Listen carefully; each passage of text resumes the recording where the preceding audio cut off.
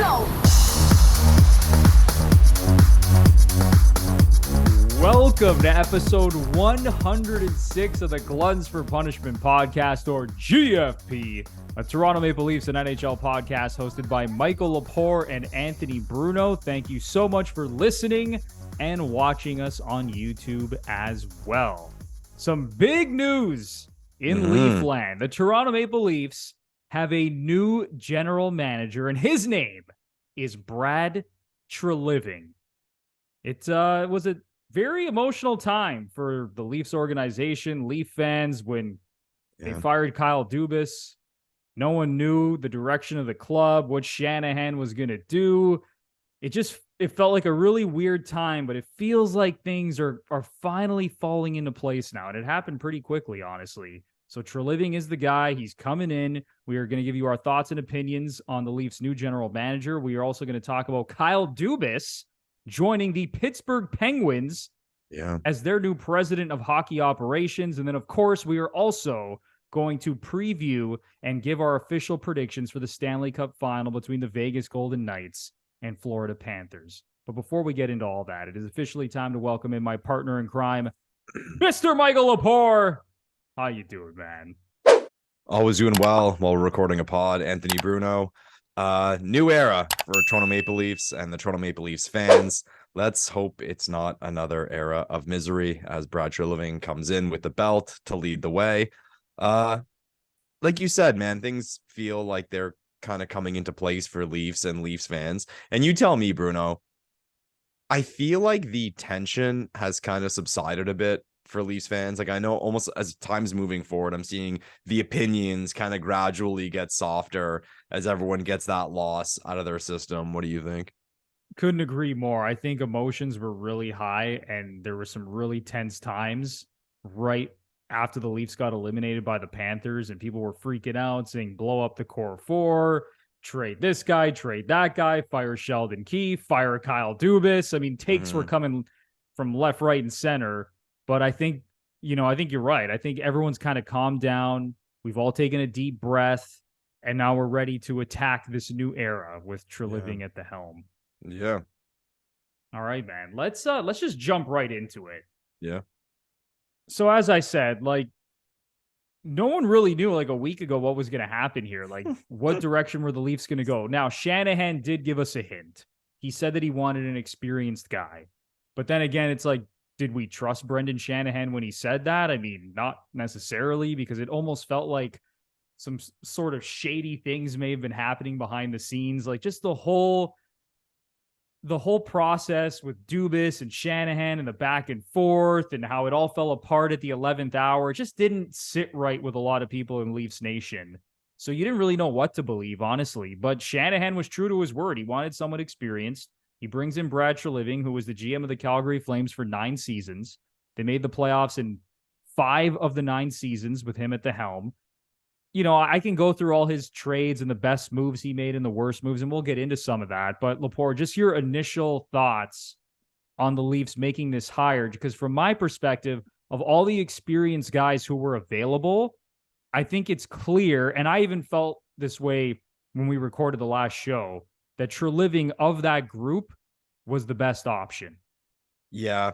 It's kind of funny when you're looking at evaluations of a GM hiring. Everyone's got their opinions on Twitter, trashing this GM, trashing that GM.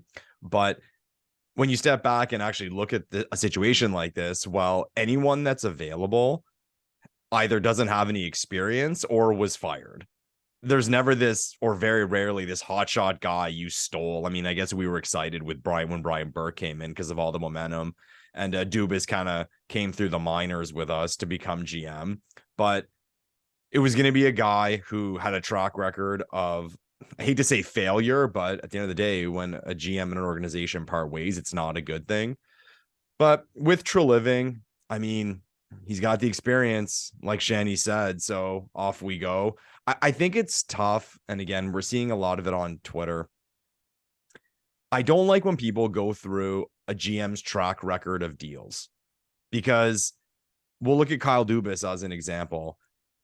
We could look at the list of deals he made, good ones, bad ones, debatable ones, and part of the reason why he's no longer general manager of the Toronto Maple Leafs is because he wanted more power. We know that now. So then it makes you wonder, well, within those deals he made, how much power did he actually have? And how many deals got pushed to him? How many deals that he wanted to do got axed? So I think it's unfair to point to a general manager and say, look at this deal he made. What an idiot.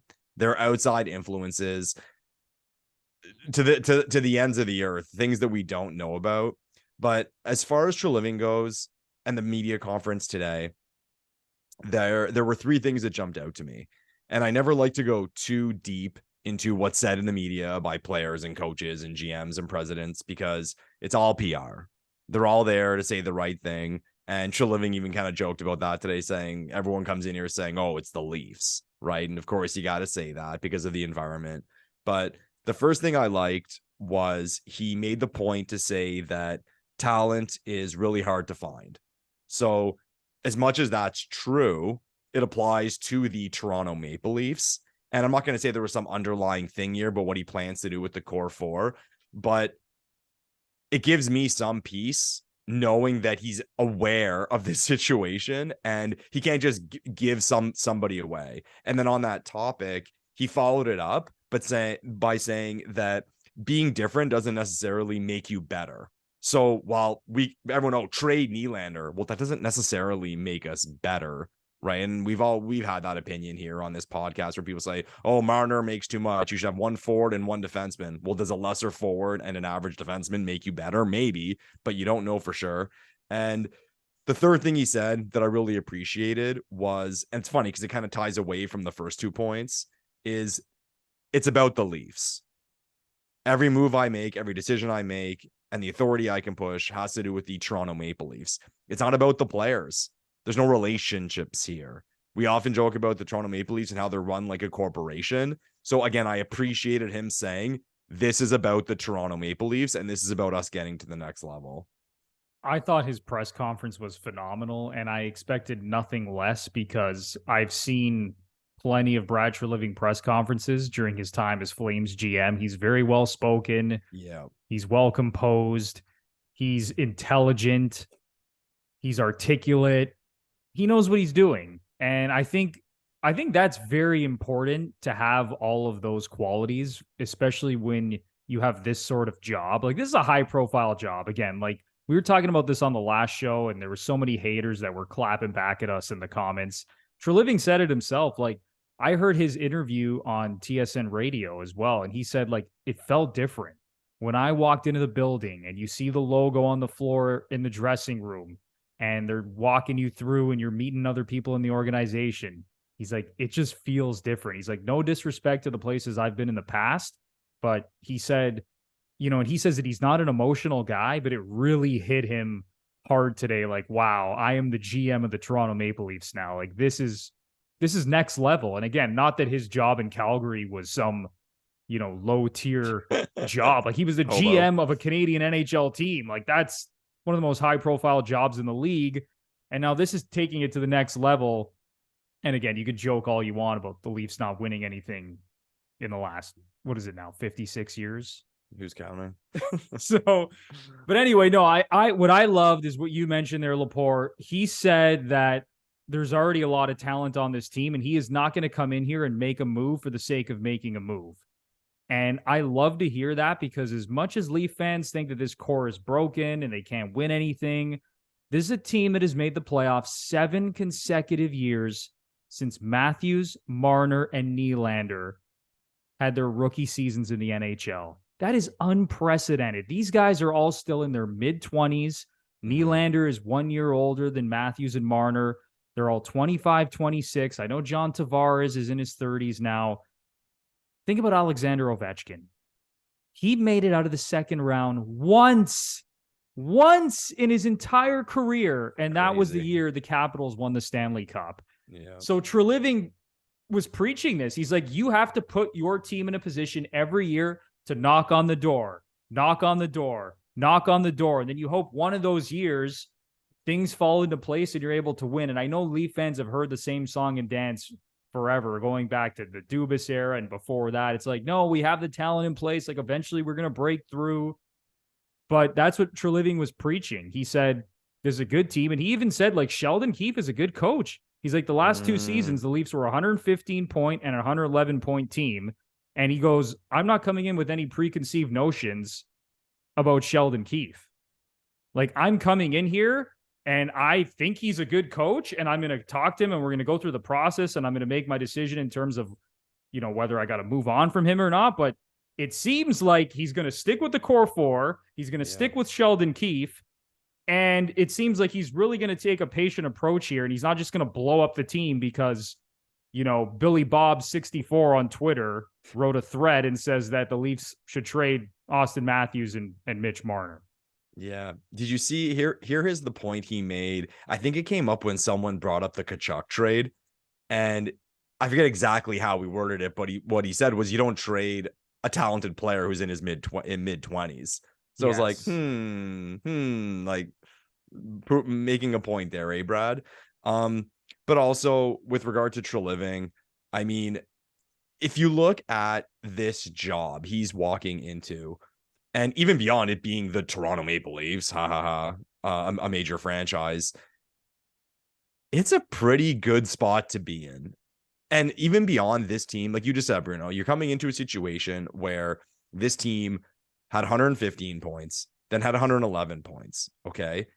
So he's coming into a good team. He's coming into a team with talent, and he's coming into a team that has assets. If he wants to make major change, I mean, barring how much authority he has assets to make big moves. So like, that's a positive. Then you brought up Sheldon Keefe.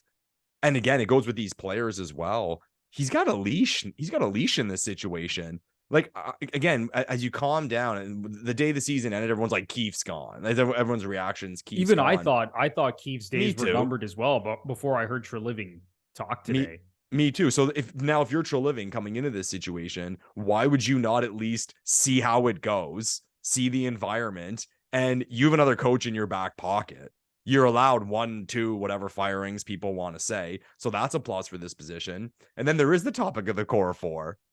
If he gives another shot to the core four, he can do that. This wasn't his team. I wanted to see what I can do. And then he can make a move if he wants. Exactly. He's not have to blow this thing to smithereens. So it's a pretty ideal situation for a GM to be walking into. And I made the point earlier about how when you're searching for a GM, it's typically someone, the list of candidates are people who don't have experience or who recently got fired. Well, usually you're going into a bad situation, or I mean, the best situation we'd say is like a blow up situation where you can start from scratch. It's not too often where you go into a situation like this, where this is a team that's made the playoffs every year and they're just trying to get to that next phase. And there's a pretty objective outlook on this team with regard to how much talent's on the roster.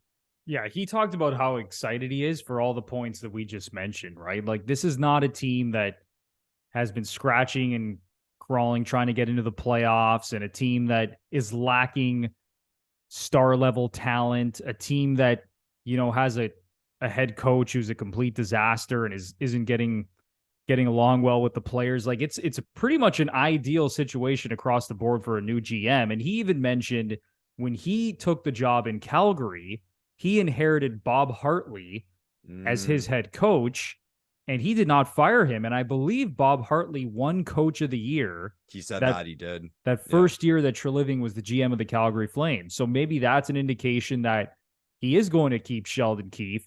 And then that gives him a bullet in the chamber, right? Because he could play it out for the season and go, okay, I gave Keefe a chance. It didn't work out. I've changed my mind now. I'll fire him. That's my first bullet, right? Sure. And then he's got the other bullets, as you mentioned, with the core four. He's like, wait, hold on a second. I'm not trading any of these guys. These are 4 elite players. Maybe John Tavares isn't elite anymore. I think we can all agree on that. But you have 3 elite players, all 25 and 26 years old. Treliving's like, hold on a second. There's like how many teams in the NHL that could say that? 5? Maybe 5 teams that have like 3 players under the age of 27 that are this talented, that have made this many first team All-Stars and won Hart trophies and Rocket Richards and up for the Selke. Like, this is a rare situation. He's thinking, why the hell am I going to get rid of any of these guys? Let's wait. Let's be patient. Let's see what I can do. Let's see how I can build around them. And then from there, whether it's a year or 2 years down the line, then he can make a decision to blow it up. And he mentioned another thing. He's like, these guys are all young men. He goes, it's not like these guys are 28, 29. He mentioned, he said he was talking to Shanahan, and he goes, Shanahan told me he didn't win his first cup until he was like 28 or 29 years old. Yeah. Like, that's another thing that we still do not put into perspective, is how young Matthews, Marner, and Nylander actually are. And I know there's rare cases with Crosby winning his first cup. I think he was like 21, and the same with Jonathan Taves and Patrick Kane. But that doesn't happen with every team. All right. It just doesn't happen. Those are rare cases. And this is still a young Leafs team. And I think they just got to keep knocking on the door every year. And even though Leaf fans might be pissed off and they're saying, I'm not going to watch the team this year, it's going to be the same shit. They're going to get into the playoffs. They're going to have home ice advantage and then lose in the first round. But according to Brad Treliving, he wants to keep this going. And I don't think he has any intention of blowing the team up again, because people are telling him to blow it up. It's time for a quick break because Father's Day is right around the corner. And I know you haven't gotten your dad anything yet. But don't worry, that's where Manscaped comes in. You and I both know he needs some serious grooming in his life. So grab your dad the Performance Package 4.0, and he'll thank you for helping him tame his beast. It's a win-win situation for both mom and dad. Go to manscaped.com and use the promo code GFP20 for 20% off and free shipping. Lepore, everyone's got to do the right thing. Get the products to their dads or even for themselves. Look better, feel better, and perform better. Yeah, let's be honest, everyone. You don't want to give your dad a crappy, boring gift on Father's Day that every dad gets. It's, a baseball glove or a cologne. Shock them. Get some shock value here. Go to manscaped.com. Throw some items in your cart. Use the promo code GFP20 for 20% off and free shipping. And make your dad the happiest father on Father's Day. I promise you will not be disappointed by the reaction when your father opens up that gift and he sees a ball trimmer. It's worth it right there. He sees a ball trimmer as his Father's Day gift. Yeah. Not those, lame traditional gifts that everyone else gets their father on Father's Day. Get him a ball trimmer. Get him the weed whacker.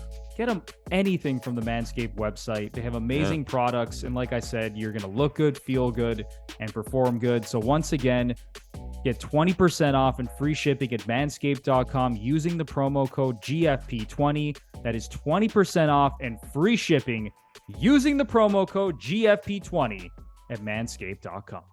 What do you think? So we just talked about the things he can kind of delay with. What is the thing full stop that he has to take care of right away? And I mean, everyone's screaming the Matthews contract. It's like, yeah, but that's maybe the most important thing he's going to have to deal with. But Matthews doesn't have to sign right away. Is there anything that jumps out to you that is like, wow, Brad has to take care of this in a hurry? Yeah, I would have said Austin Matthews because that's obviously the most obvious thing. And he even mentioned that in his press conference. He's like, the first order of business here is talking to Austin Matthews, making sure he's on board and hopefully signing him to a long-term extension. But, removing myself from thinking about anything to do with the core four, you could look at maybe the Matt Murray contract. Yeah. That's probably the main thing. Like, how the hell do you get this off the books? Because that is a huge roadblock in terms of if you want to really build around the core four and put good supporting pieces in place, that contract has got to go. Yeah, I was gonna say the Murray deal. I was kind of hoping to come out with a surprise and be like the Murray deal, and then you beat me to it. But yeah, it would just open up things, and it'd be kind of an opportunity for Leafs fans just to breathe out and just be rid of that situation. The Murray, like, man, someone should write a book about Matt Murray, and his career. How he just came out like a bat out of hell.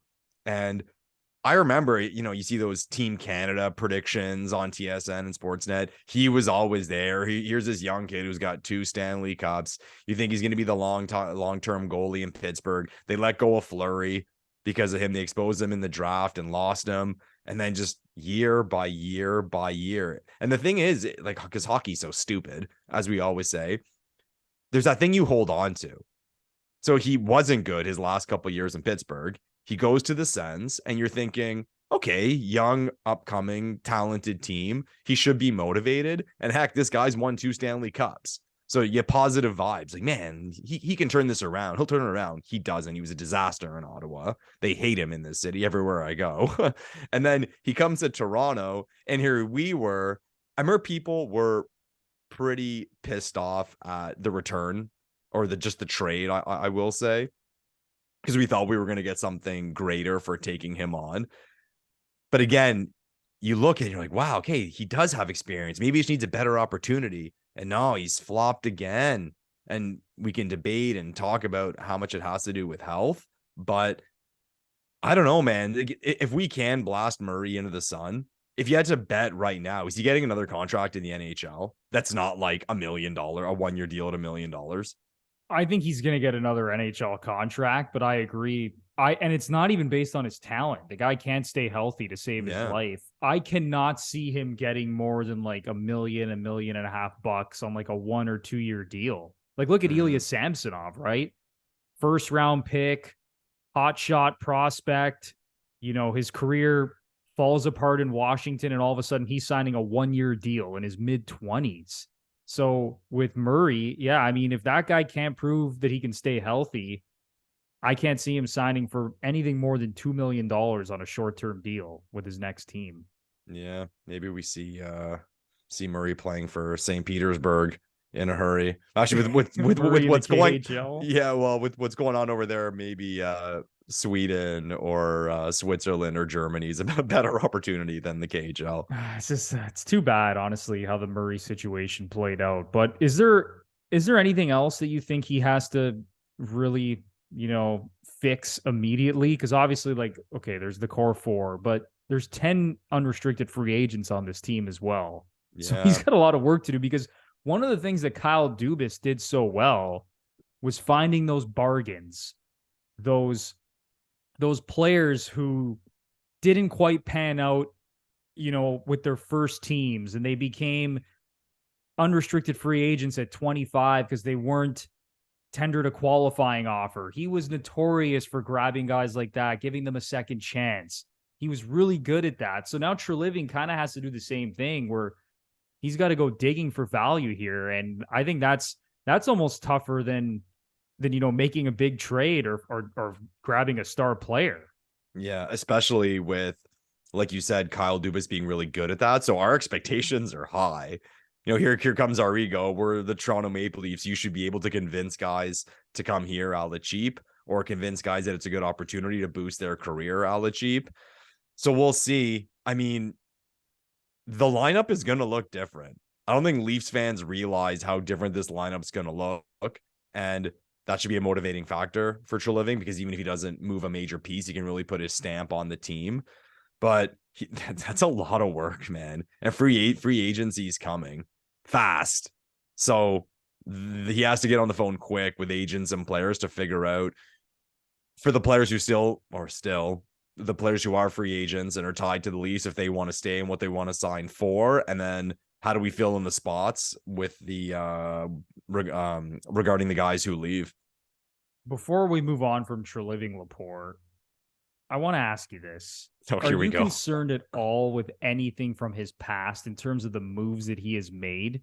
Now, listen, I think he's made some really, he's drafted well. I can go through some of the notable draft picks that this guy's made. It's actually pretty impressive. He drafted Sam Bennett in 2014, Rasmus Anderson in 2015, Andrew Mangiapane, Matthew Tkachuk, and he drafted Adam Fox out of college, who did not want to sign with Calgary. Then he had to trade Adam Fox to Carolina, and then he didn't want to sign in Carolina. And then Adam Fox ended up becoming a New York Ranger and winning the Norris Trophy.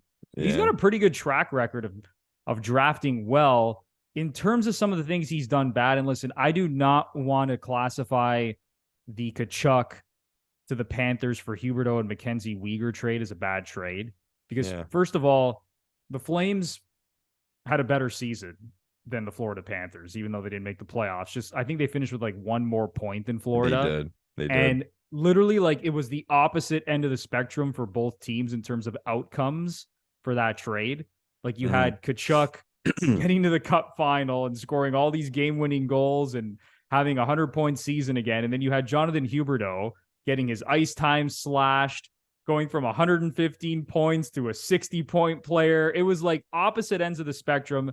The Flames, I think, are going to bounce back. I think Huberdeau is going to have a great year. I think the Flames are going to make the playoffs next year. But thinking about some of the contracts he signed, he signed Huberdeau to a monster extension up till like what, his age 37 or 38 season. Same with Nazem Kadri.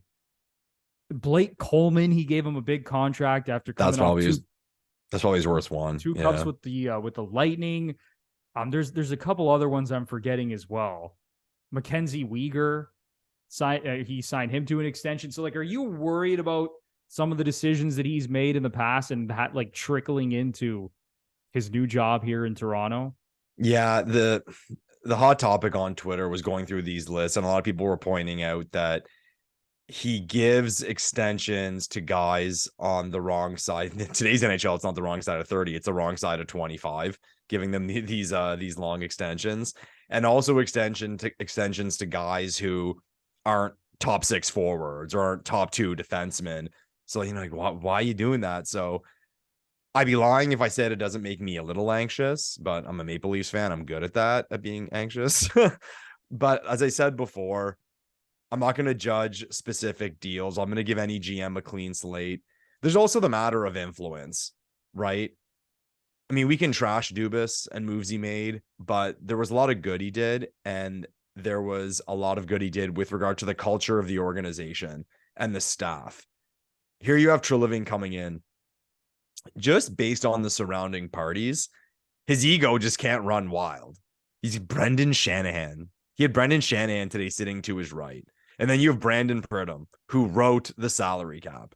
And then you have Haley Wickenheiser, the Gretzky of women's hockey. So I'm sure these people have learned from their previous surroundings and even with their time with Kyle Dubas, because we all know Dubas didn't do those deals. He was very good at that.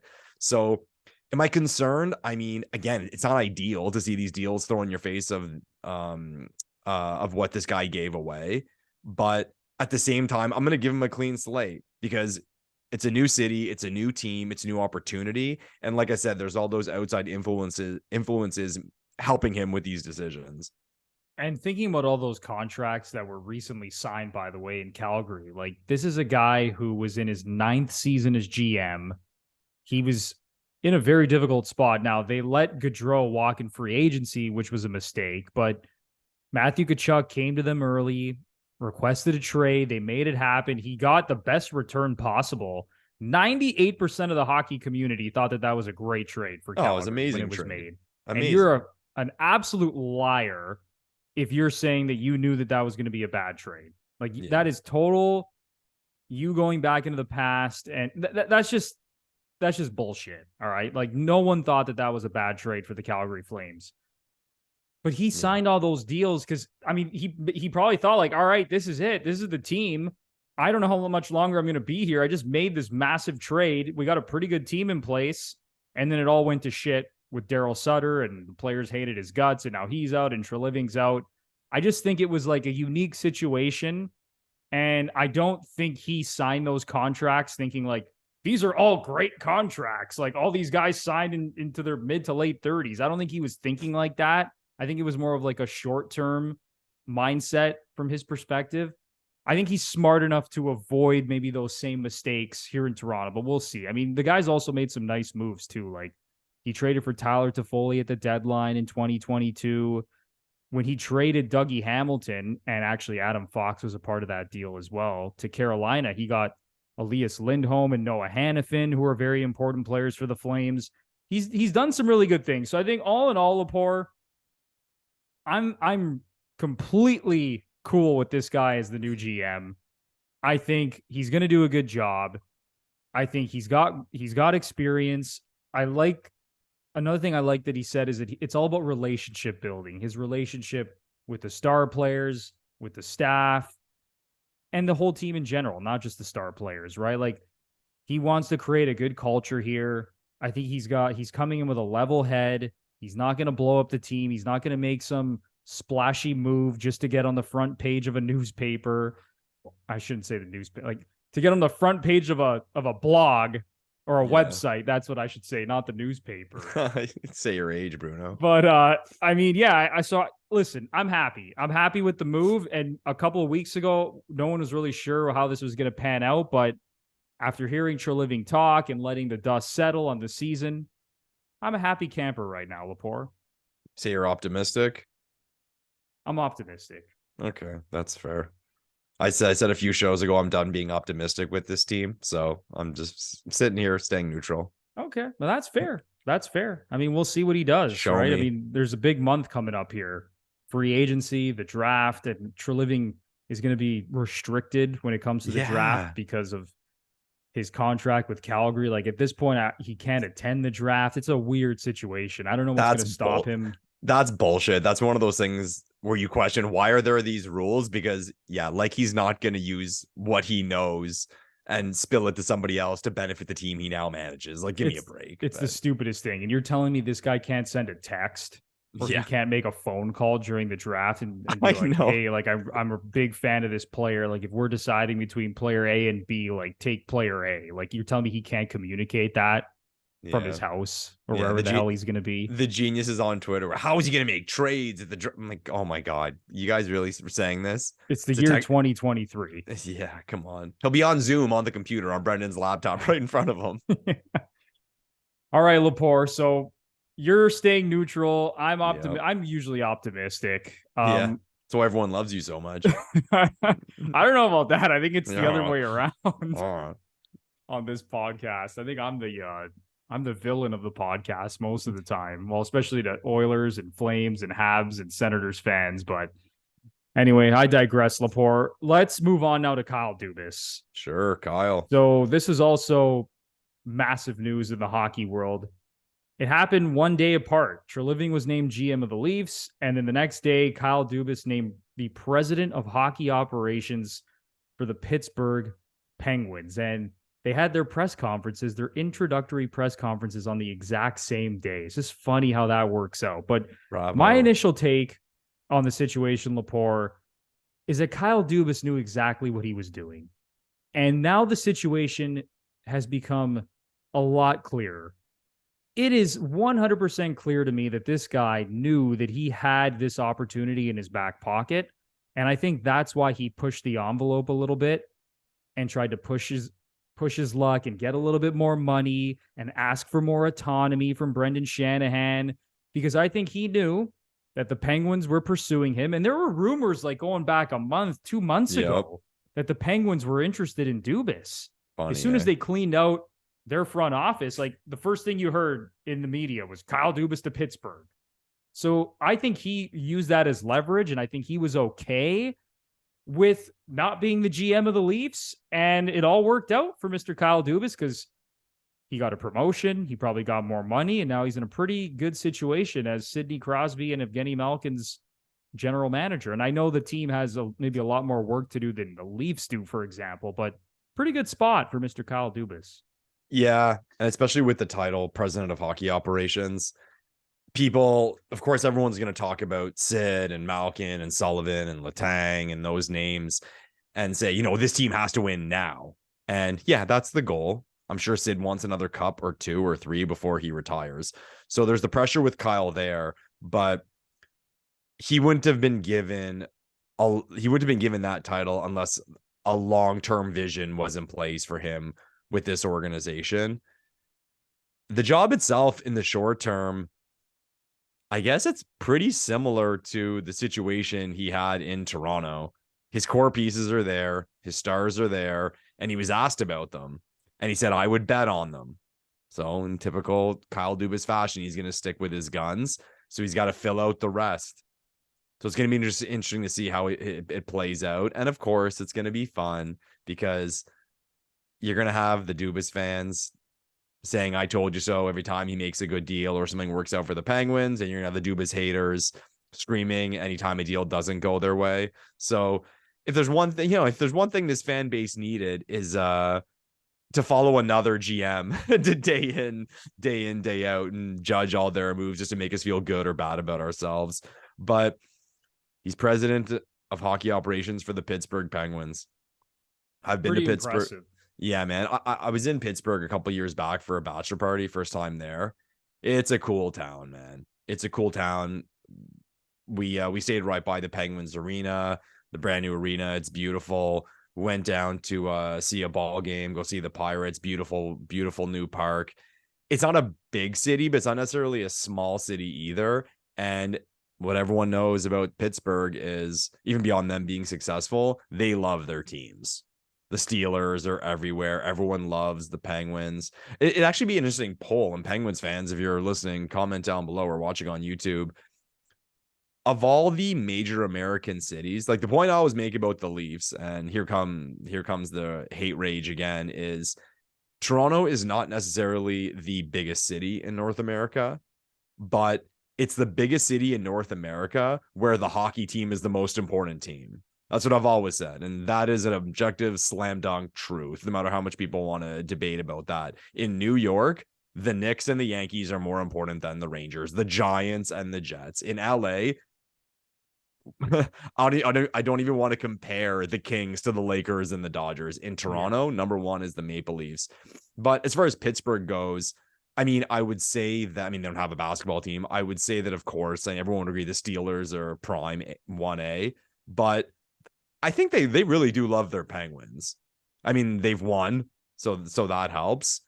And maybe it doesn't matter to some GMs or other executives or players when they come into an organization, but it would for me. I'd want to go into a market where people want you to win. People care. And the point I always make is, and I've never really thought about it as far as executives go, I've always pointed to players, is that you get one career, and you don't know how long it's going to be. Would you not want to play in an environment where the arena's packed and people care? And we can talk about the importance of money and this and that and geography, time zones, Canada, tax, blah, blah, blah, blah, blah. But if it's not at the top of the list, it's got to be near the top of the list. Play in a market where people care. And in Pittsburgh, they care. So bravo, Kyle. You got a big position with a historic market in the National Hockey League, and people care. And there's a window now to win. So, I mean, there's nothing really you can argue against with that decision. And with the guys that are still there, Sidney Crosby, slam dunk Hall of Famer. Same with Geno Malkin, Mike Sullivan, who's been one of the best coaches, of the last 10 to 20 years. And Dubas even said it at the start of his press conference when he was introduced as president of hockey ops for the Penguins. He said, my main goal right now is to have a short-term vision for the future, and surrounding the core of Crosby, Malkin, and Letang with players who can help them win now. Because clearly in his conversations with Crosby, like, Crosby has no intention of just retiring or suddenly becoming bad. Like, Crosby's still like a 90-point player. Yeah. And he's still a phenomenal two-way 200-foot player who can put up 90 to 100 points. Yep. Like, don't get it twisted. He's still one of the best players in the world. So Dubas said it. He's like, my goal right now is to try to win in the short term while these guys are still here and under contract. But he said, I also have to have an eye on the future and building one of the best organizations in hockey. So it's a very enticing job. As you said, Lepore, it's a place where the fans really care about hockey. And yes, the Steelers are number one. But the Penguins, I think, are a very close second in that city. And I could be wrong. Maybe you can tell us otherwise if you're a Penguins fan or you live in Pittsburgh. But it's a great situation. Honestly, I think it worked out for everybody. Dubas got his promotion. He got more money, you would assume. Treliving goes from the Flames to the Leafs. He comes in with a lot of confidence and poise and experience. It seems like Shanahan's happy. The Leafs are happy. The Penguins are happy. And now we'll see how it all plays out in year one, because 365 days from now, people might be losing their shit over some of the decisions that are made by both of these managers. Well, because Treliving's the GM, Dubas is the president. So I don't know. We'll see how that dynamic plays out as well. Yeah. But I mean, we'll judge them based on the decisions that they make over the next calendar year and more than that. And that's what this is all about, isn't it? Yeah. As far as Crosby goes, it's funny. People sometimes, I mean, we're just used to athletes retiring in their mid to late 30s. Maybe they get to 40. So we just always kind of assume they're going to at that point. But like you said, Sid's still lighting it up. And he had 1,500 points this year. And you look at that list, I think he sits like 14th or 15th right now, NHL all-time scoring. And you look at the list, and he's not too far off really climbing up that list. I mean, maybe he can't get to Jágr, because Jágr's at like 1921 or something like 1921 or 1930. Because Jágr's right behind Gretzky at this Yeah, point. Jágr got second. Yeah. He caught Messier, and then obviously Messier caught Howe. But yeah, I mean, Sid might retire. I think it's a possibility to be like top 5. So, and even that's a motivation too. Like, we know Ovechkin's not going to retire until he breaks Gretzky's record. Maybe Sid's kind of eyeing that, like, hey, I want to be top 5 scorers in the history of the NHL. Crosby right now, 50 goals away from 600. Yeah. As you said, he just surpassed 1,500 points. He has 1,502 points. I think Crosby wants to climb up those leaderboards, man. This guy's not going anywhere anytime soon. This past season, 33 goals, 60 assists, 93 points, and he played all 82 games. And let's keep in mind, if the Pittsburgh Penguins did not lose to the Chicago Blackhawks late in the season, the Florida Panthers would not have made the playoffs and would not be in the Stanley Cup Final. And who knows how history would have played out. Yeah. Yes or no? Yes or no? He needs about 300 points to clip Marcel Dion at number 5. Does he do it? Slam dunk. I think so too. 300 points. Slam I think dunk. so too. He's not going anywhere, man. He's still in phenomenal shape. He hasn't really, I mean, he's maybe lost a little bit of a step from his prime, but he's still a really good skater too. It's the best. Sid's the best, man. Sid's the best. Yeah, Sid's an absolute stud. You want to move on now to the Cup Final, Lepore? Sure, we'll just gradually move into the Stanley Cup Final. Let's do it. Let's do it. Stanley Cup Final, Vegas, Florida. What As a surprising Stanley Cup Final. Nobody had Florida making it this far. I'm sure there are people who had Vegas making it to this point. I mean, they were the number 1 seed in the Western Conference after all. It seems like they were the most overlooked number 1 seed in like NHL history. Like, this team had 111 points. They had star players out of the lineup all year. Mark Stone, all the injuries he had, Jack Eichel, Shea Theodore, guys missed chunks of time. There was a carousel in the goaltender position. Like, they went through like 5 goalies this year. Now they have Aiden Hill, who leads the playoffs in save percentage, and even better save percentage than Sergei Bobrovsky at this point.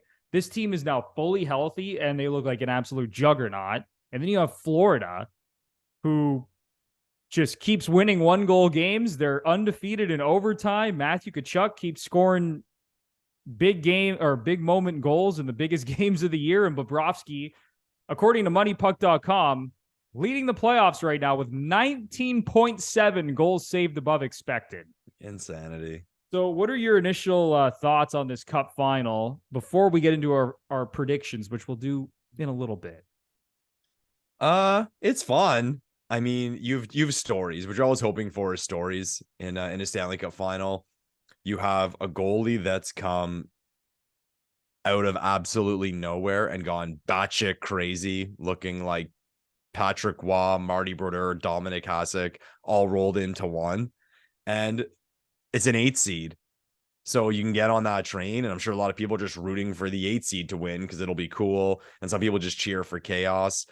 And then on the other side, you have Vegas, a team that hasn't been afraid to make major moves to piss people off. They're a new franchise. It was kind of funny with Vegas, and maybe it's tied into the whole culture of the city. I feel like everyone kind of liked Vegas right away. And, you see the kids around, Vegas jerseys, Vegas hats, even you'll meet random people. My favorite team is Vegas. When I say people, I mean kids. These kids, I mean, they were good right away, and they just picked a new teams, and they were winning. So why not? But for a team to win the Stanley Cup in their 6th season in the league, that'd be cool. So that's another story. You have a lot of players people like and dislike on Vegas, like Stone and Pietrangelo. Now, Edmonton, you listening? How you feel about that guy right about now? Hill's an amazing story too. Here's this team that was juggling goalies the last couple of years, and here's this kid playing amazing. So I'm looking forward to it. Am I looking forward to it more than any other Stanley Cup Final? I'd be lying if I said the markets aren't kind of boring me a little bit, and I don't really have a dog in the fight that I'm really rooting for, but it'll be good. I think it'll be a long, hard fought series with a lot of turns, to be honest. Looking at the current betting lines, the Vegas Golden Knights are a slight favorite to win the cup. They're at minus 130, while the Florida Panthers are plus 110. And Lepore, me and you were kind of discussing this before we came on to record the podcast. Like, that's pretty absurd, honestly, that Vegas is only a minus 130 favorite right now, because it feels like Vegas has been the best team in the playoffs. I think if you asked any hockey fan who's been paying attention to the playoffs from game one of the first round until right now, I think they would all say that Vegas has been the better team, whereas Florida has made it to this point, winning a lot of one-goal games, getting phenomenal goaltending, scoring timely goals. And listen, both teams are kind of benefiting from the same things. Like, to get to this point, you do need luck to go your way as well. Like, you have to win a lot of one-goal games. You most of the times need a goalie to stand on his head, except last season when we saw Darcy Kemper win the Stanley Cup with like a 900 save percentage with Colorado. Yeah. But just looking at some of the stats, the Vegas Golden Knights have outscored their opponents by 25 goals at 5-on-5 in the playoffs. But one thing I do look at, Lepore, and I think this is why the betting lines are as close as they are, just looking at the lines to win the series. When you look at the expected goals, Vegas is only at a shade over 50% in expected goals for percentage, while the Panthers are at a shade over 46%. So according to the numbers, just in terms of like shot share and scoring chances and things like that throughout the playoffs, neither team has been that dominant. And again, I'm just looking at the stats, and this doesn't tell the whole story, the expected goals, and call me a nerd and say none of this shit matters. I don't care what you say. But I think that's the reason why this series is priced as close as it is from a betting perspective. Is that expected goals all situations or 5-on-5? That's just at 5-on-5. If I sort for all situations, Vegas is only at 50%. Yeah. That's shocking based on how many goals they've scored. And then when you sort for all situations in the playoffs, Vegas sitting at under 48% with expected goals for percentage, and Florida under 46% in expected goals for percentage. So Vegas is 10th of the 16 teams, and Florida is 14th out of 16 teams. Yeah, to be fair to Vegas, for the all situation stat, they had to face an Edmonton power play. But think of what you just said, Bruno. That was an absolute fucking protein shake for all the anti-advanced stats people saying, look who's in this Stanley Cup Finals, everyone. Two teams that are not necessarily dominating play, getting the shot share, like you said. Awesome, man. Bring on the comments. Bring on the hate. Yeah, no, it's pretty cool to see. But what's weird is that like Vegas doesn't have great 5-on-5 numbers, but yet they've outscored their opponents 48-23 at 5-on-5 in the playoffs, which is absolutely absurd. So we'll see how this one plays out. Are you ready to give a prediction for the series? Yes, I am ready for my prediction of the 2023 Stanley Cup Final. Anthony Bruno. Hear it. I think it is going to be a good one. I think you have an awesome clash of two teams, two different styles. I think you have two really good coaches. You have two goalies playing out of their minds. But I'm always going to go with talent. I'm always going to go with a team that's been more consistent over the course of long stretches of time. So I am going to say that in their 6th season in the National Hockey League, to make us all feel bad about ourselves and our favorite hockey teams, the Las Vegas Golden Knights are going to win the Stanley Cup in 6 games. I love it. I love it. I'm pretty much on the same page as you, and I know there's some people yelling and saying, again, they agree on the same thing. But listen, Vegas is the better team across the board. Yeah. All right. And I'm not going to discount Florida because I think they low-key have a lot of talent on that roster. And obviously that has been shining through over the last 6 to 8 weeks as they've made this playoff run. Like, you go down the list of the Panthers: Barkov, Tkachuk, Brandon Montour, Aaron Ekblad, Bobrovsky, Sam Bennett. Like, Listerainen, who's like a really good depth player. He's still very early on in his career. Like they have some talent on that roster in Florida. I'm forgetting even Carter Verhaeghe, who scored 40 goals this year. But when I just look at the machine of the Vegas Golden Knights and how they have just mowed through teams in these playoffs, they beat the Winnipeg Jets in 5 games. And then Edmonton, who people were just penciling into the Stanley Cup Final. Lepore, Right. how many people penciled in Boston versus Edmonton in the Cup Final? Like 90% of people filling out playoff brackets. Edmonton comes in with this power play operating at like 57%. And they were scoring at will on the power play, honestly, in the second round against Vegas. And it still wasn't enough. Vegas took them out in 6 games. And then they get through Dallas in the conference finals. I think Vegas is a better team. I think they have more talent, despite all the talent that I mentioned on the Panthers roster. Jack Eichel, Mark Stone, Shea Theodore, Pietrangelo, Marchessault, William Karlsson, who's got like 10 goals in the playoffs. Yeah. Marchessault's been a point per game player. They got a lot, even like their bottom 6. Like they have guys that are putting up points, and like it's like line after line after line. These guys are coming out and creating opportunities. Doesn't matter who's on the ice.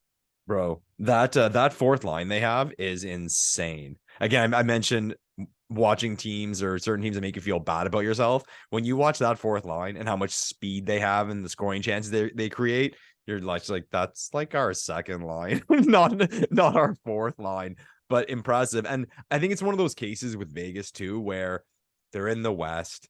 They play late at night. They're not a Canadian market. They're not one of the traditional markets. So you don't watch them as much as you maybe should. And it was kind of funny. And here I am. I'm going to pump my tires a little bit. I was saying all year that as far as the betting markets were going, Vegas was the pick to win the Stanley Cup, because all year they were top 5 in the standings and nobody was talking about them. So you got pretty good lines. I mean, like you said, Edmonton, and you understand it. You understand the hype because of the McDavid and Draisaitl factor. But I'm not going to go as far as to say that Vegas has been disrespected all year, but they're showing everybody who they are now, regardless how you felt about them going into the playoffs. They've been the best team, like slam dunk, no doubt about it. They've been the best team. I think they were disrespected all year, to be honest with you. Because again, even heading into the playoffs, they were the number 1 seed in the West, and it felt like no one was really picking them to make it deep. Like maybe people had them in the conference finals, but not a lot of people thought this team was going to get to the Cup final, let alone win the Stanley Cup. So I'm not going with Vegas in 6, Lepore, because I think this series is going to be even shorter than that. Ooh. I think Vegas is going to dispatch of the Florida Panthers in 5 games to win their first Stanley Cup in franchise history. I think the Bobrovsky fairy tale is over. Like another thing, like this Panthers team has been sitting now for a long time. Yeah, they swept Carolina. They've been sitting. They haven't been playing, and sure, they've been on the ice and they've been practicing, but it's not the same, man. Like I don't know the exact amount of days since they swept Carolina, but it's been a hell of a long time. And I think that's going to play a little bit of a factor, that they're not going to be quite as sharp. And again, I don't put a lot of stock into that, but I think it will matter even to a small degree. And I just think they're going to run into a much better team that is deeper, that is faster. And I think really the only hope that the Panthers have in this series is Bobrovsky continuing his otherworldly play. And again, he's put up 19.7 goals saved above expected in 14 playoff games. That's insane. Yeah. Unless he continues to do that, I think this series is over in 5. You got me excited there, Bruno, when you said Knights in. I thought you were going to say 4, man. I was getting ready for you to call a sweep in the Stanley Cup Final. Well, there was that stretch forever where how many years in a row is it a sweep in the Stanley Cup Finals? I'll have to go back to find the exact number. But yeah, like who was it? Philly got swept. Philly got swept by Detroit, I believe, right? Yeah, Colorado swept Florida. It just kept going. It was like 3-4 years in a row. It was a sweep in the Stanley Cup Final. But hopefully it's not a sweep. Hopefully we get some entertainment. We got hockey in June, so let's celebrate it. Yeah, no, it should be a great Cup Final. Like you said, a lot of storylines, a lot of like star players, even though it's not the greatest from like a market perspective.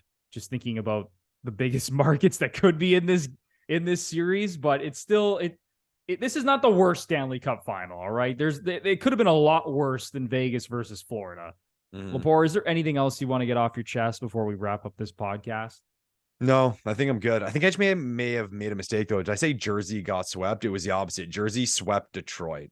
I think I may have said Jersey got swept. Jersey swept Detroit when Detroit was heavy favorite in 95. But I'm just excited, man. It was a good week for hockey fans, Leafs fans. We got a new GM, stuff to talk about. It's all you can ask for. We're relevant, so fuck it. Let's talk about it. Let's have some fun. And we have a Stanley Cup final in the works. And comment down below, Leafs fans. Do you want Florida to win the Stanley Cup so we can say that the Stanley Cup champ had to go through us? Or is it like, fuck them, we hope they get swept? Bruno's already shaking his head. I think I know where he sits on this one. Hell no. Vegas all the way, baby. Yeah. VGK. Whoa. All the way. Let's go to a game, Bruno. You want to jump on a plane, go to Vegas? Actually, that's not a bad idea. I'm down. Yeah, we got to up our subscriber count to be able to. We got to up our subscriber count to be able to afford it, though, I think. Yeah, we're going to need like an extra 5,000 subscribers from this episode alone to afford. Come on, guys. There's some motivation for everyone. Get us to Vegas. If we had 5,000 subs, we'll go to Vegas and we'll do a pod from there. Oh, man. Yeah, we should really, honestly, we get 5,000 subs like by the end of the week. Then we got to fly out to Vegas for game one of the Cup final. Yeah, share it, everyone.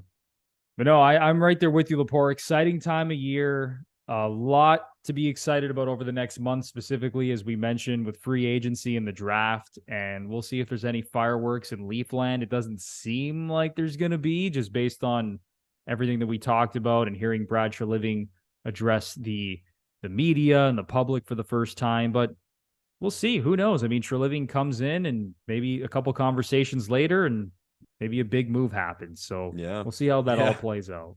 Yeah. All right. That is going to do it for episode 106 of the Gluttons For Punishment Podcast, or GFP, a Toronto Maple Leafs and NHL podcast hosted by Michael Lepore and Anthony Bruno. If you're a new listener or a longtime listener and you really enjoyed the show, we would appreciate it so much if you give us a 5-star rating and review on either Apple or Spotify. And if you're watching us on YouTube and you really enjoyed this video, smash the like button, subscribe to the channel, leave a comment down below, give us your thoughts on the Leafs hiring Brad Treliving as their new GM. And while you're at it, hit the notification bell so you know exactly when the GFP podcast is posting some new content. So for Michael Lepore, I'm Anthony Bruno. Everyone, enjoy the beginning of summer. And we will see what happens in Leafland over the next month. And we are going to be here to break everything down. So until then, have a good one. And we'll see you soon. Thanks, everyone.